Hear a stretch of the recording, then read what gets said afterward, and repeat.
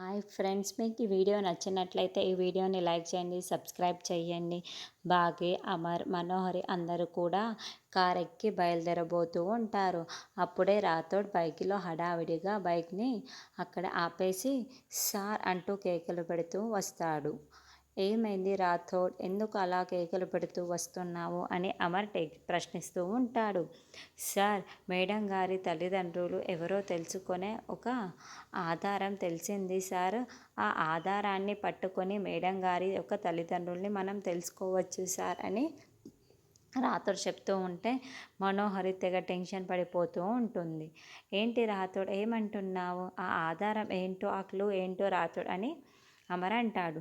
Sir, madam గారు ప్రార్థన children's homes దగ్గర నుండి సరస్వతి మేడం వార్డెన్ గారి దగ్గరికి వచ్చారంట సార్ అని చెప్పడంతో ఒక్కసారిగా అమర్ షాకింగ్గా వింటూ ఉంటాడు. అయితే వెంటనే బాగి ఇంతకుముందు రామ్మూర్తి చెప్పిన మాటల్ని గుర్తు చేసుకుంటూ ఉంటుంది. అమ్మ బాగి, మీ అక్క ఆచూకీ తెలుసుకొని సమయంలో మీ అక్కని నేను ఆశ్రమంలో వదిలిపెట్టాను.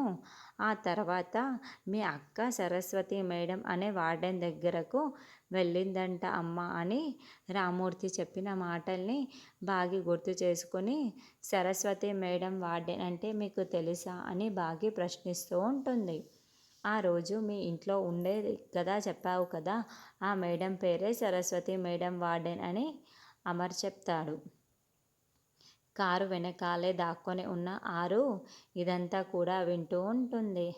వెంటనే బాగి, ఆ రోజు మా ఇంట్లో ఉన్నది సరస్వతి మేడం వార్డెనా? అంటే ఆవిడకి మా అక్క ఎక్కడ ఉందో తెలుసు కదా అని బాగి అనుకుంటూ ఉంటుంది.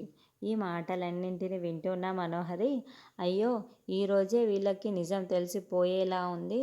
నిజం తెలిస్తే ఇంకేమైనా ఉందా అని ఏమైనా ఉందా టెన్షన్ పడుతూ ఉండిపోతుంది బాగి. మనోహరి